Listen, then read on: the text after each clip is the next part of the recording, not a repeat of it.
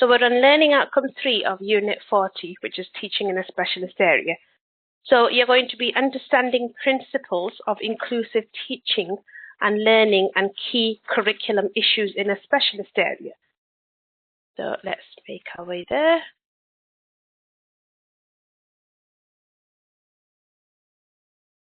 Just excuse me one moment, I've got a very noisy background. Just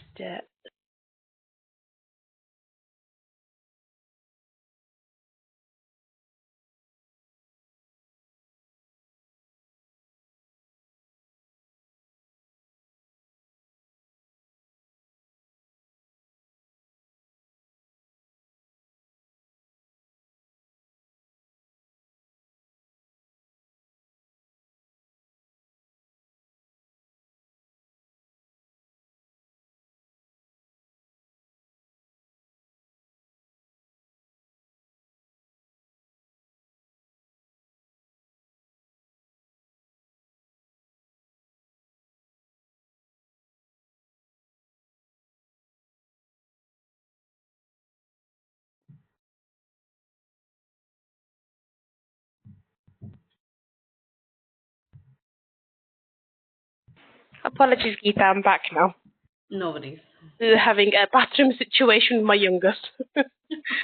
It's always chaos when they're home.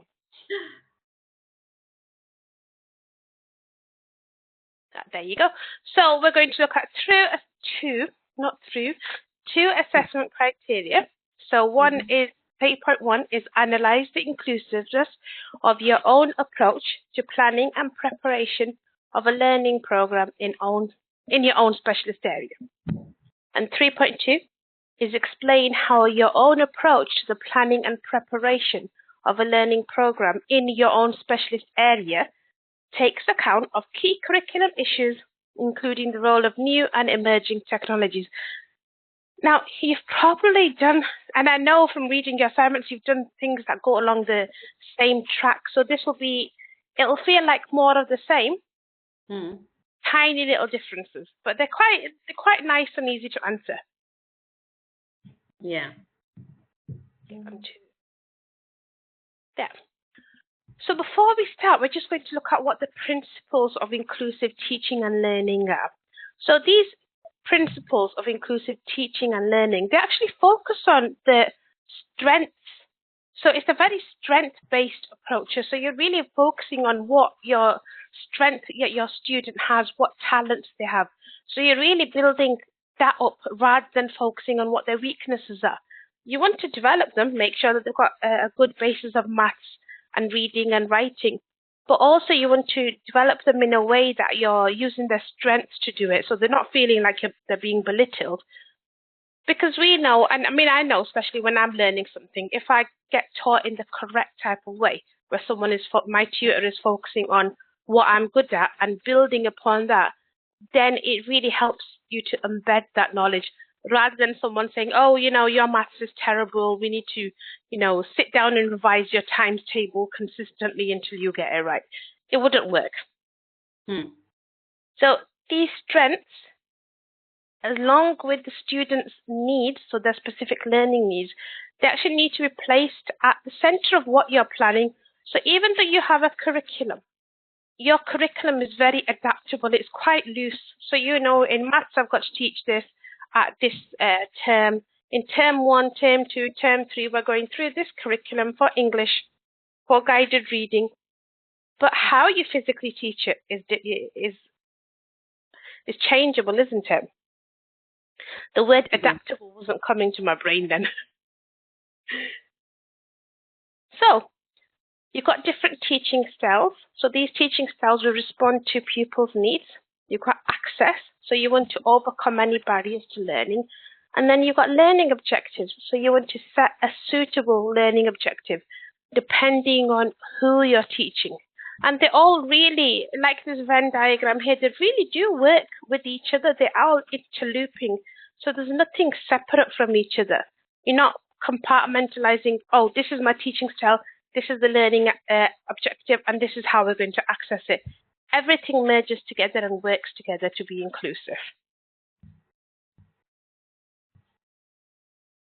So what makes an inclusive teacher an inclusive educator?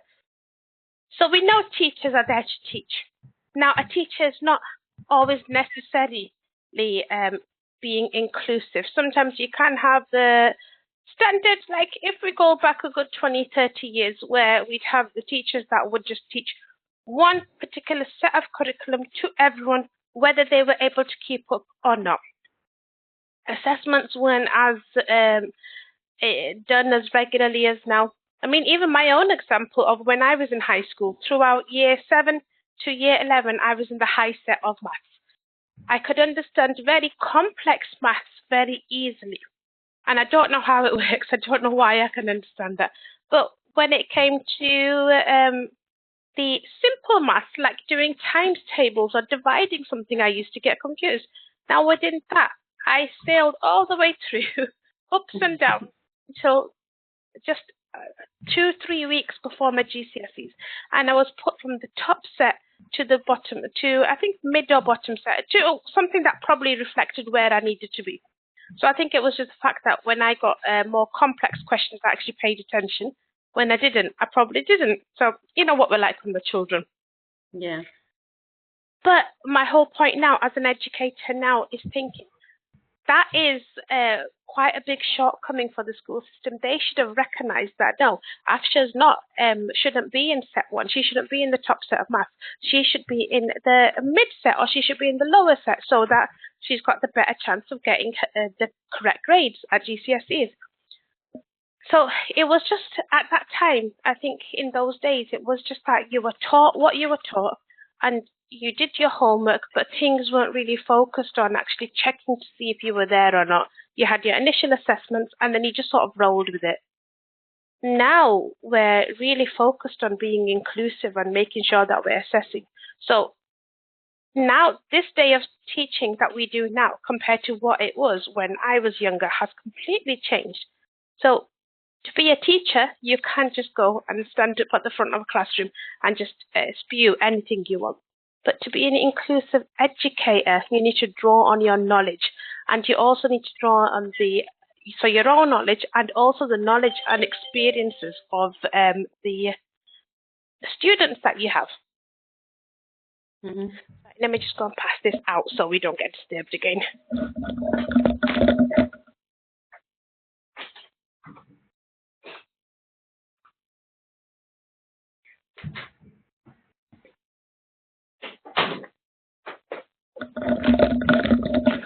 Sorry, Geeta, it's just one of those days today. No problem. I'm normally very good at making sure that I've got minimal noise going on, but it just seems everything is going wrong today. We're going to make sure we don't get disturbed now. So yeah, so I was saying that you're drawing on your own knowledge, but you're also looking at your students. You're also seeing what is their knowledge, what experience do they have.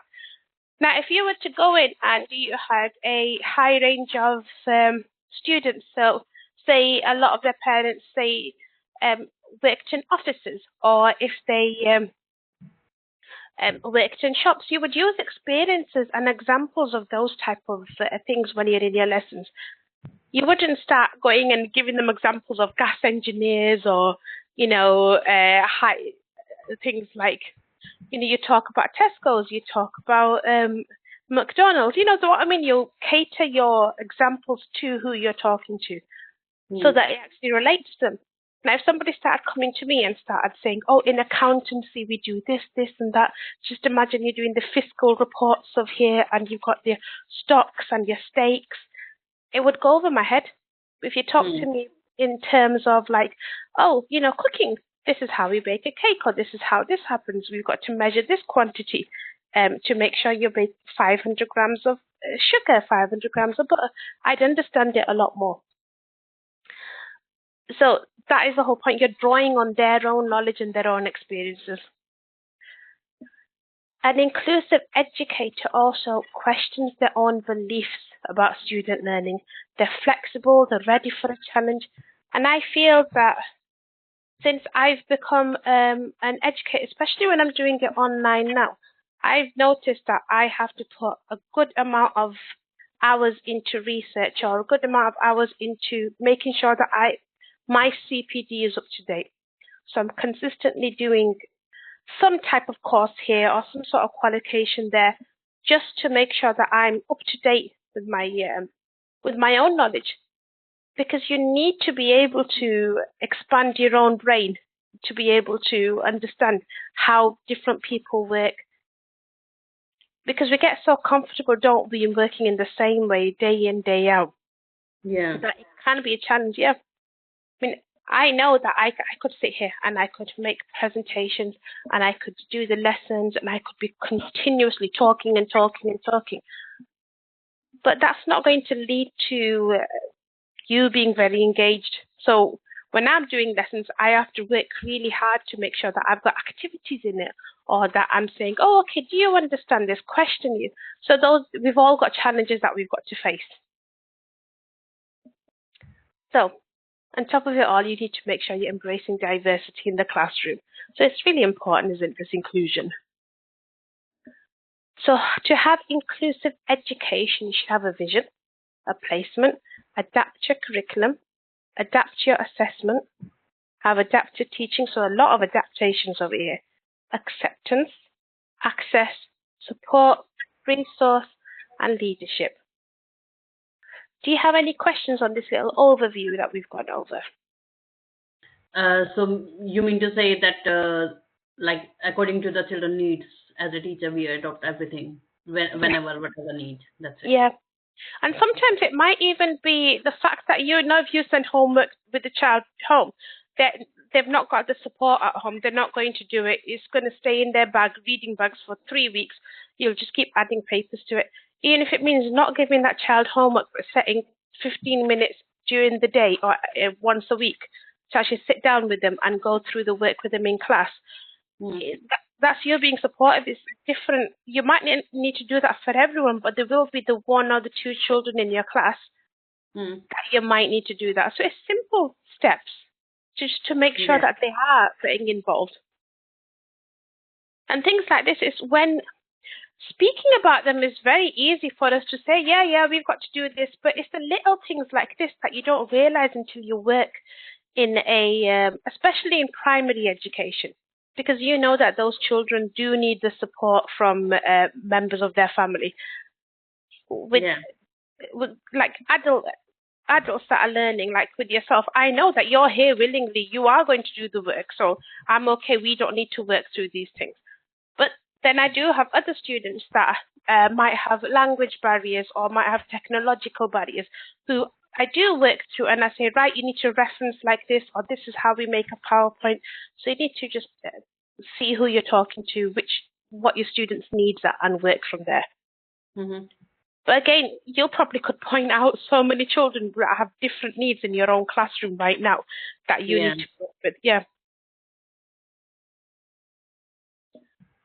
So 3.1 is to analyze the inclusiveness of your own approach to the planning and preparation of a learning program in your own specialist area. So for you, in your primary school. So here you're just going to talk about what you do. It's all about how you work, how you plan. Now you created a scheme of work for your last unit and a lesson plan. So you've got an idea of how planning and preparation goes. Yeah. Now there's so many different methods that can be used when you're trying to, look at different learning abilities, look at English as an additional language. You might have somebody who has a very low attention span, or someone who will only work if they're doing Paw Patrol themed things. So there's so many different things that you've got to do. And planning and preparation can be so time consuming because you're not just doing one thing, you're doing so many things in it. Yeah. You've got your curriculum, haven't you? Then you've got to figure out, how is this going to suit my students? And then you're thinking, right, this group is okay. This group, they can just do the task that is standard. My mid group needs to have a little bit simplified. My lower group should only have 2 or 3 questions per page. I've got one person who has dyslexia, so let's make sure that it's 2 questions per sheet and it's on a yellow paper. That is simplified language, or someone can sit with them. And that's just you scratching at the surface. There's so many different needs. Do you have any of those additional needs or anything that you have to be aware of when you're planning at the moment? Only one child. Mm-hmm. But he's not he's not having any statement, but it's a big question mark there, Yeah. because it's just he want attention, or it's his behavior that he want to be silly or not paying Mm-hmm. attention, or the language barrier, you can say, because when he's speaking, he's not speaking clearly. Okay. Then you're trying to develop his language, you're trying to get him involved in work, you're trying to get him to pay attention or they Yes. distract the others. And then sometimes you think the easiest thing is just, oh, okay, let's do one-to-one work with him.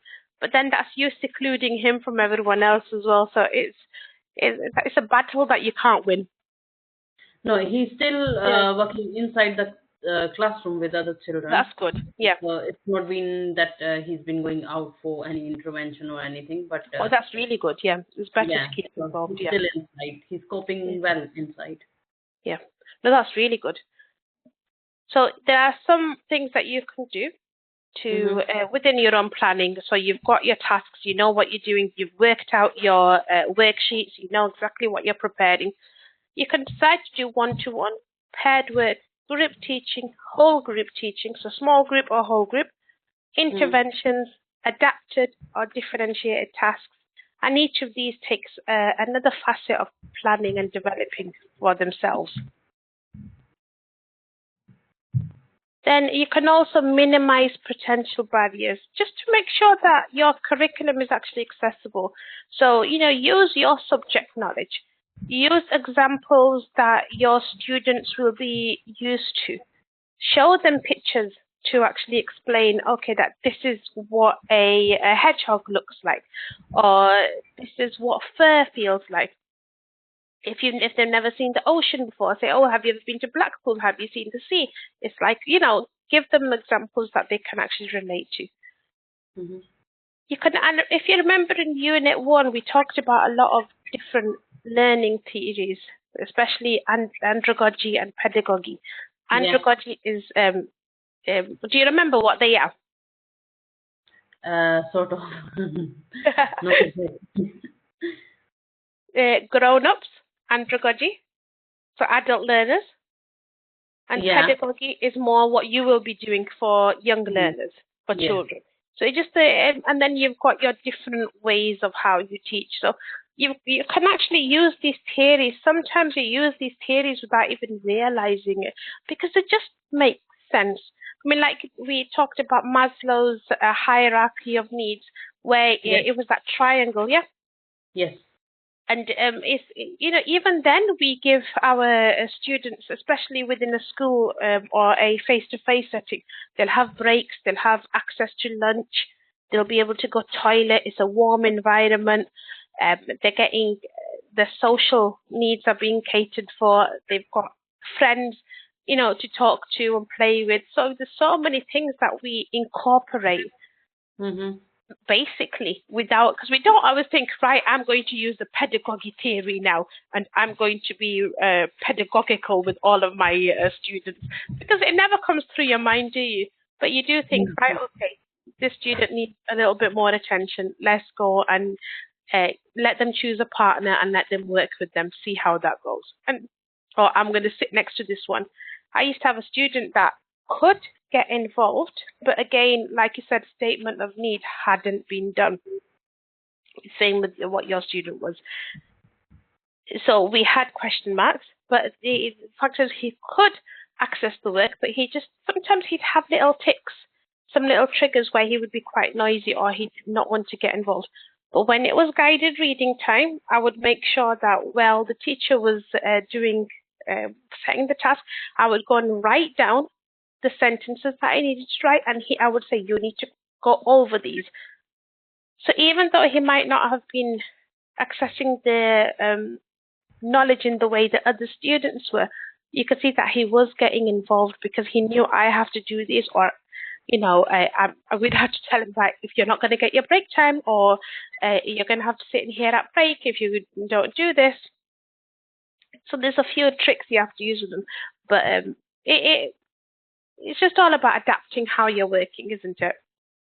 Mm-hmm. So I lost my train of thought then. And then you've got your assessments as well. So your assessment theory. So it's just how your students are learning, what sort of different forms of assessments you do, methods of assessment, and you don't need to go into detail and say I do initial and diagnostic assessments, or I do formative assessments. Just need to say that how you incorporate these within your planning and approach, because you might observe someone, a student or a group, and say, okay, they're very engaged, they're doing an interactive activity on the smartboard. I'll make sure that I have this at least a couple of times a week for them. Mm-hmm. Then you'll also use a range of resources. Now, some of this will come into 3.2 again. They're quite similar. So if you've got, these are some of the things that I used when I was in primary schools. And again, it's been a little while, and I know things can change so often. So for children that had English as an additional language, originally when I first started working in primary schools, we would do the picture exchange system, which was, it was okay. It wasn't the greatest, but it was something. Then we'd have intervention programs like Welcome or Getting Ready to Read and First Class at number 1. And these are like a hybrid system. So there's a little bit of software online where you can do activities, but then there's a whole range of resources like flashcards and books, even non-worded books where you can just look at the pictures and see and ask this child to explain to you what's happening. So they help to develop your learners' languages. Okay. What do you use at the moment? Because obviously you're more up to date than I am with the primary setting. With EAL, we have special department who take the children like over there in a group. Mm-hmm. Like it's not only from my class, but it's like the same year group. We have like 7 year 1. Yes. So she comes and take like according to the timetable from 2 or 3 classes in a one go, like whoever needs support over there, and they have their special own resources, like they have books in different languages. They're talking, the displays and the signboards in every language it's been written. So that's really good, Yeah. I wish every school had this, because it's not because sometimes even finding the time to set out, and then you're like, oh, I've got all this to do. But if you've got a dedicated member of staff that, or a dedicated department that does this only, the skills that they're going to be learning, it's fantastic. That. Yeah. No, we have special department and different staff for that. Yeah. No, that's amazing. Yeah. I'm really. I wish we had something like that in the schools that I had worked with, because it would make such a big difference. Yeah, and they pre-teach the topic we will be doing in class. So like if we are going to start something next week, this week they are introducing with the topic, giving them more knowledge. So when they are in class, they know what they are learning. So it's kind of, bring the interest in them. Yeah, and then they're more comfortable, because you know what kids are like. They're like, I know what we're doing, don't you? They get really chuffed and happy. That's really great. So that's what made me quite happy, actually. I don't know. It's just the especially working in primary for so many years. It's you know the importance of dedicated. If somebody is physically just there to do one activity, it really does make a big difference. So you can cater for different learning abilities. So again, a repeat of what we said a few times throughout the whole course. Set out differentiated and ability-based worksheets. Make sure you've got resources that suit them, like counters or shapes or touchy-feely bags, whatever suits them. You can have mixed ability groups, and I find that it can go either of 2 ways. I found in some situations where you have a mixed ability group of, say, the high, mid, and the lowers, all in one, where sometimes the highers can take over. And I remember having, sometimes it's like fantastic, they're all working together. One person is doing a picture, the other is captioning it.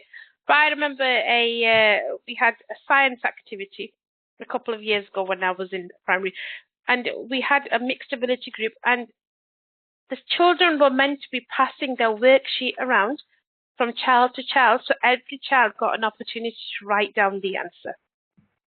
On one particular group, on one table, they weren't doing that. It was just the same 2 children passing the sheet backwards and forwards and writing down the answers. And they said, oh, they can't do it. They're taking too long when we ask them why, we're falling behind, or, so we took, I think I think at that time it was the best thing to do. We took the sheet away and said, no, you need to redo it. You need to make sure that even if it's taking time, you can write it on a whiteboard and they can copy it for you, or you can tell them the spellings. It doesn't matter if it's taking time, but you need to help each other. So children, So sometimes you can understand where the children are coming from, where they just want to. Children are very competitive naturally. They want to be in front and they want to be the first ones to finish, but not if it's detrimental to the other students, where they think, oh, they won't let us do this because, they don't think we're good enough. It's not good for your mental health. Yes. Role plays. I love role plays. And you can have like your technology, which we rely on so heavily, your smart boards, iPads, laptops, printers, scanners. We use these on a daily basis. So to answer this, you just need to include what activities or programs or resources that you use for your inclusive teaching. So just talk about how you actually teach. What sort of things do you do? So you could say, I do a lot of interventions, or we follow the national curriculum and I adapt and differentiate. So paragraph on that. And because this is an analysis, you need to include a section where you analyze the methods you use. So tell me, is there any benefit to these methods, the assessments that you're doing, these observations that you do? Yeah. Only for the assessment, you mean? No, just for everything that you do in general. So, methods that you use, the worksheets that you use. In general, you're just talking about your own inclusiveness. So every single activity or plan that you're making, just tell me what the benefits of it. So you could say that things that I would have put down, say I would first start off writing down exactly what I do. So when I'm teaching, when I'm planning and preparing, I make sure that I've got differentiated activities. I've got programs that I use for EEL. I make sure that I've got all my resources ready so that we've got a number of things, and I might list a few. Okay. Yeah, and then the technologies that I use to support it, like I'll use a laptop, I'll use PowerPoint presentations, I'll, just basically summarize that. And then I would put down another paragraph underneath it and just say how this is beneficial for my students, that when I'm being inclusive, how I'm being beneficial, that everybody is feeling involved, nobody's getting left out. The work is being quite engaged because it's different activities. You've got an activity to fall back on if, say, someone says, I finished my work quicker, or you can say, that one of the hires have finished their work quicker, they can go and assist some of the other children. And then you can also, this is the second time I've noticed a spelling mistake in my, I should stop pointing them out, shouldn't I? I'll get this fixed. Too honest, that's my problem. So, then you just talk about what benefit you're having because of this. So your engagement, your catering for diverse range of students. And then also, if there's something that you're not 100% great on, you could say, right, my planning is good, it's effective for now, but sometimes the engagement isn't always there. Maybe I need to do a bit more research, or, do a bit of a chat with some colleagues who have more experience and improve. And just that, yeah. So it's just really you talking about how you plan your lessons, how you prepare for them, and then how this, when you're carrying it out, what sort of benefits you're having because of it. Okay. Yeah. So 3.2 is explain how your own approach to the planning and preparation of a learning program in your own specialist area takes account of key curriculum issues, including the role of new and emerging technologies. I always get out of breath when I read this one. It's so long, isn't it? So, And here again, it's so similar to what we just talked about. You're just talking about what your own approach to planning and preparation is, but you're not talking about inclusion now. You're talking about the key curriculum, and then also you're going to focus quite heavily on technologies. Now, if you end up focusing quite a lot on technologies in 3.1, you can refer some of this, the technology part, to 3.1. If you only mention it, you need to make sure you go into detail for technologies.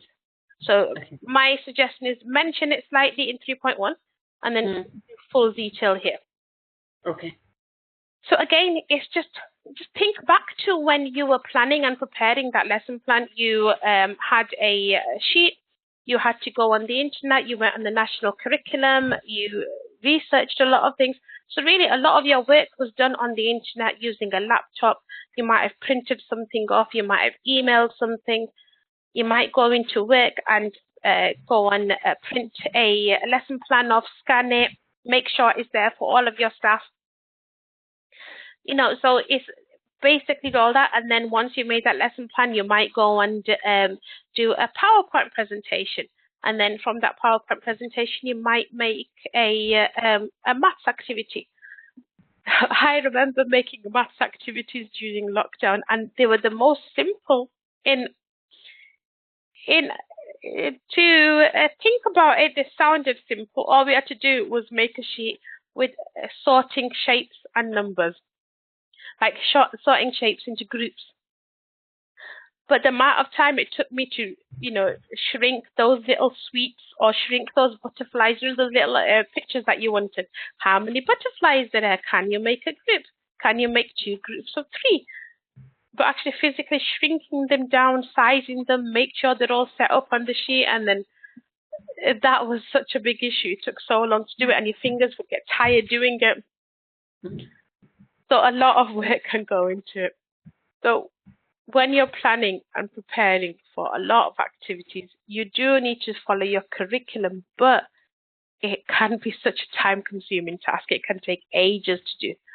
And then when you're throwing into it, like differentiation, learners' needs and abilities, somebody might need the color yellow, another person might like princesses, the boys would want footballs, or even the girls, to be honest. It makes the task even harder trying to police everyone. So you've got a lot of approaches that you can use there.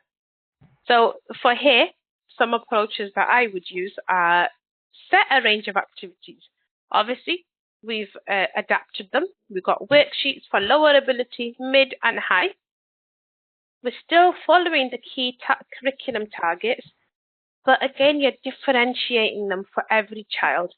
We've all got every child has an individual learning plan. They've got targets and they've got goals.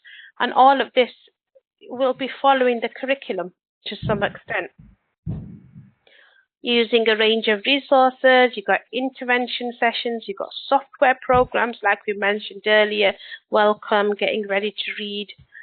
Even Read, Write, Ink now, that's been introduced a couple of years ago.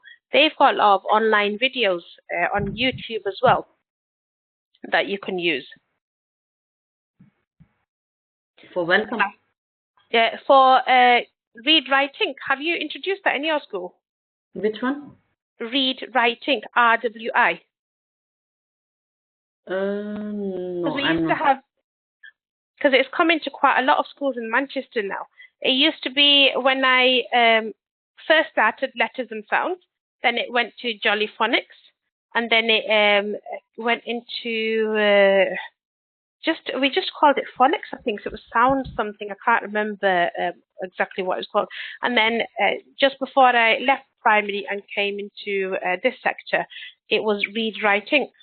So it's just the same set of sounds, so the same phonics that you're learning, but you're learning them in slightly different order.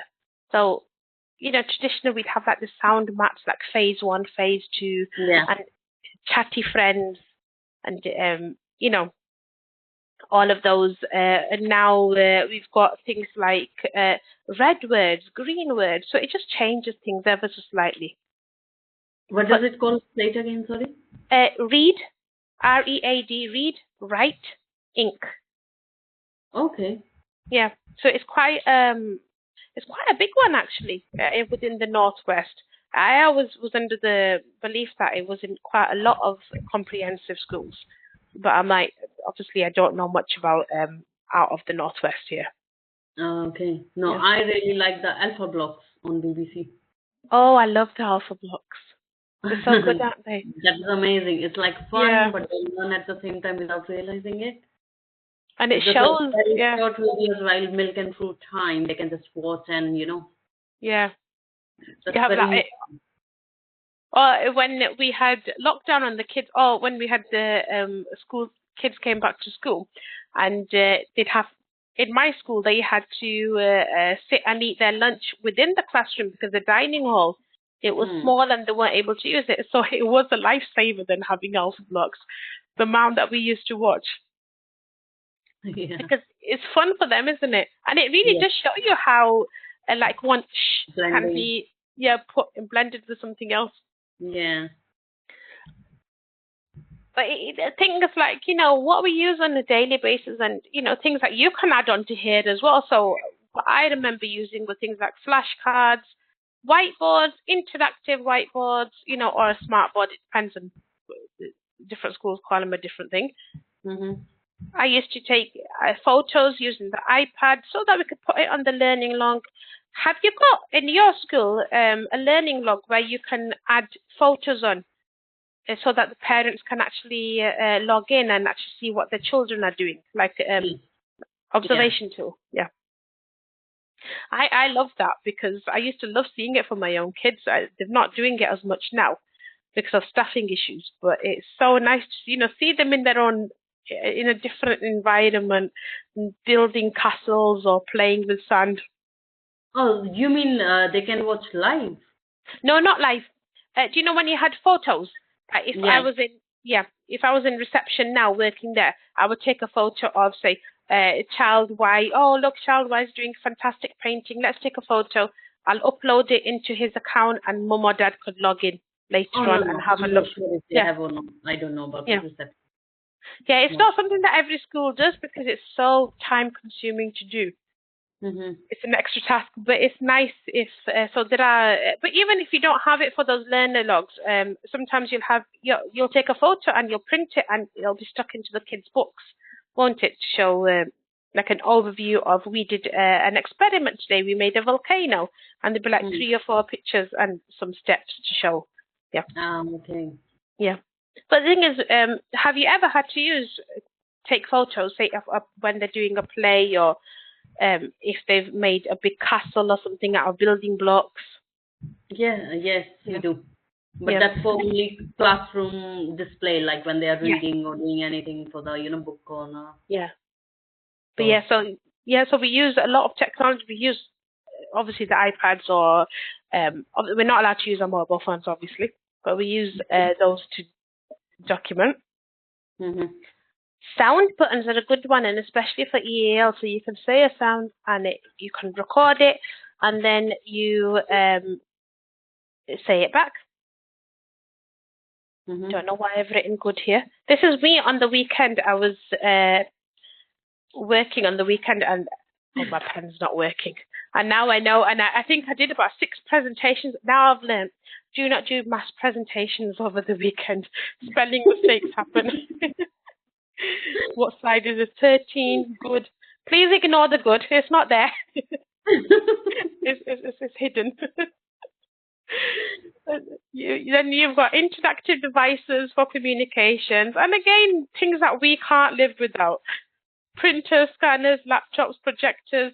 Have you ever had it when you've had to go and print something or scan something and there's a queue there already? Yes. And then you search around the school. You get to the second one and there's a queue there and you're like, oh, should I wait? Should I go? And then you're like, I've got 5 minutes. then you try to get to the front. You're like, I've got a lesson in 5 minutes. And then everyone's like, yeah, so do we. But that you can't beat that. It's one of those things that I don't think any school will not have. So to answer 3.2, you just need to start off and explain the different approaches you use. And this is about your curriculum. So how you're, so when you're planning and preparing, so talk about your curriculum. So the national, what's it called? The national curriculum. Is that it? It just went out of my head then. Yeah. Yeah. Seriously. But then how you use those technologies, what sort of technology you use, and anything, even if it's the most basic to basic thing that you turn on your laptop and you print things, you're still using a technology. You're going on the internet, you're doing research, it's still there. So how you're incorporating these technologies in sessions. So on a daily basis, if you're using a smartboard, you'll be incorporating technologies almost all day. So you'll have your smartboard itself as a technology, the presentations you put on it, the videos, if you ever go onto like YouTube for alpha blocks at lunchtime or 5 minutes just to show them something, games that you use, printers, scanners, all of these things are technology. Sometimes you'll even use, and I don't know if it goes into technology or not, but the laminator. That's a personal favourite of mine. There's a good half an hour of peace when you used to laminate anything. Oh, yeah. Yeah.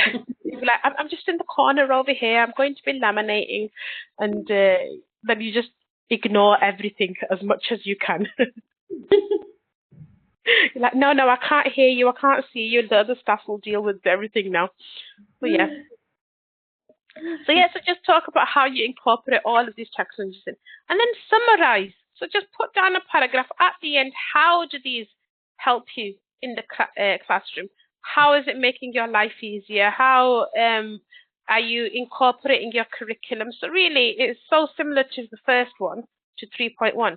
But instead of inclusion, you're just talking about how you're doing the curriculum. So your answers will be so similar to each other, but they'll just be the odd keywords that will be different. So instead of saying inclusion, you're talking about I'm incorporating curriculum by doing this, this, and this. But really the bulk of it, because they're so similar, will be quite the same. Okay. Yeah. Do you have any questions to ask on this? So when I'm saying about different approaches while planning the national curriculum, when I'm so it can be when I'm looking downloading the national curriculum or planning accordingly, planning learning objectives, intentions, and all. Do you know if you've ever been in class and you've been asked to plan for a maths intervention, and you will get a document where it's called a scheme of work? It's telling you on term 1. I'm not sure if you have seen these, but it just shows you like for this week 1, we're going to be doing this plan here, and then you make a lesson plan from those targets.